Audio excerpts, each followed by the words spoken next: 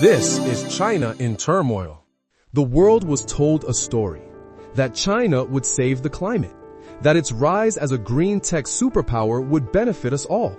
The West, desperate for cheap solar panels and affordable electric cars, chose to believe it. But this entire narrative is now collapsing. In October, China's exports plunged again, driven by a 25% collapse in shipments to the United States. Deflation is now systemic. Investor confidence is gone. The old economic engine is dead. And the new engine, the electric dream? What arrived instead is tech theater, a rolling catastrophe built on lies, rush production, and fake numbers. The evidence is everywhere. In July, 117,000 new Xiaomi SU7s were recalled over critical safety concerns.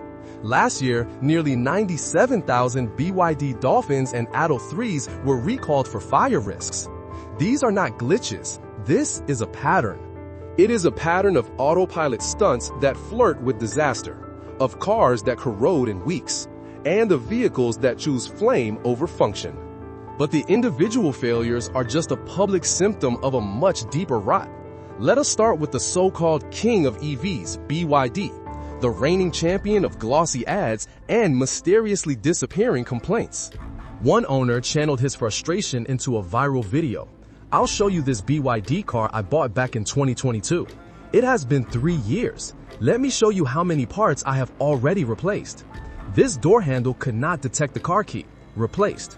The rear tail light stopped working for no reason. Replaced. This memory seat cannot remember positions. Module replaced. The fan and audio system replaced.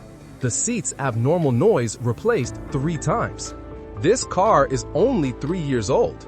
I have driven nearly 48,000 kilometers. Look how many parts I have had to replace. The overall quality?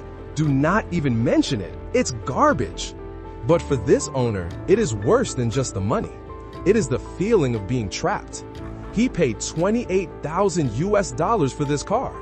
Now he says he is afraid to drive his own family. Every sound the car makes is a potential catastrophe. Every warning light is a threat. He is not an owner.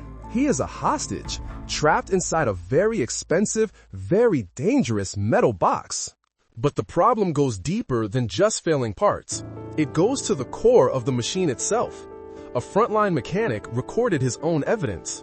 I've repaired this car so many times, it's ridiculous. When we disassembled the compressor, I witnessed something I had not seen in over 20 years of working in this field. Let me show you. What the heck is this? It doesn't even fit in properly. The mechanic found a strange substance inside a critical component. They left it under running water.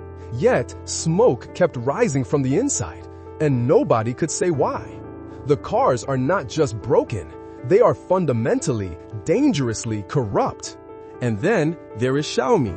In Weihai, Shandong, a parked Xiaomi car suddenly starts itself, turns, and drives away from a building. The owner chases after it in shock. Xiaomi's response? They formed a task force, checked the logs, and concluded the vehicle received a command from the owner's iPhone. They blamed the phone. The owner asks a simple question. How does a locked phone left on a table suddenly unlock, open the car app, and press start? The car that moves without a human command is terrifying. But the company's response is the true betrayal. They were publicly gaslit. They were told they were the problem, not the machine. What if a child had been playing behind that car? Who would Xiaomi blame then? But what happens when the car itself is not the only thing that fails? What happens when the entire ecosystem is a lie? Welcome to the charging pile graveyards. While cars burn on the highway, the charging stations themselves are now exploding. Last week in Chongqing, an entire public charging station detonated. Witnesses described the sound as a military explosion.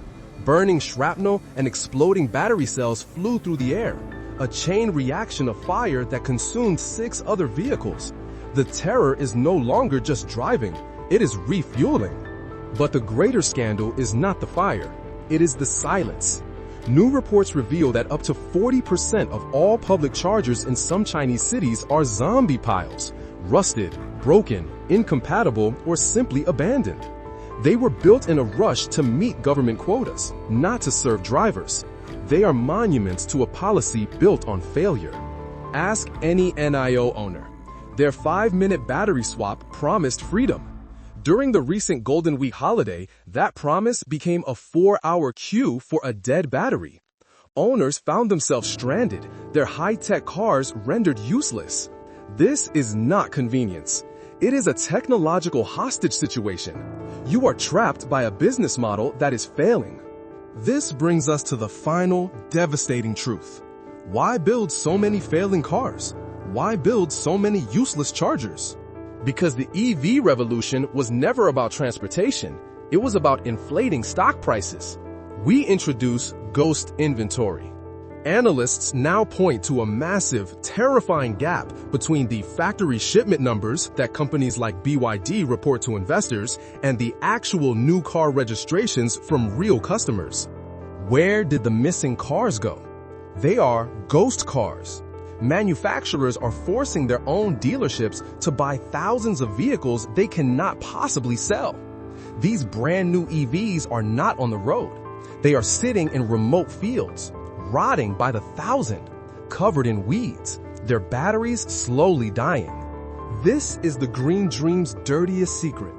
Thousands of tons of toxic lithium, cobalt, and nickel, brand new, rotting in fields. This is not an industry. It is an environmental disaster masquerading as a revolution. It is the next real estate bubble. The sales numbers are fake. The demand is an illusion. And this is what happens when a bubble built on deception meets reality. It burns. On October 5th, an Avatr 06, a team-up from Huawei and CATL, decided a parking lot needed a fireworks display. The cabin reached 76 degrees Celsius. Then it exploded. This was not a normal fire. It was a chemical inferno, burning at thousands of degrees. Fire crews could not stop it. They could only watch as it melted the Avatr and the 7 other cars it took with it: Audi, BMW, Mazda. This was not isolated. During the Golden Week holiday, China's roads turned into a high-stakes stress test. Dozens of clips showed single-car infernos, pileups that stalled entire expressways.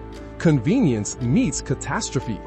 This desperation, this faking of numbers, it is not just an industrial failure. It is a military strategy. China is building these cars for the same reason it is launching its new aircraft carriers, like the Fujian. It is an attempt to project power, to dominate global supply chains, and to make the world dependent on its technology no matter how faulty. And here is the final bitter irony. While Beijing pours billions into this failing global project, it has launched a new K-visa to lure foreign tech talent to come and fix the mess. This, while China's own most educated, most brilliant university graduates face record unemployment. They are told to lie flat, to give up hope, while foreigners are offered cash to take their place. The ghost cars in the field, the exploding chargers, the chemical infernos on the highway. They are all symptoms of the same disease. The EV revolution has traded hype for headlines.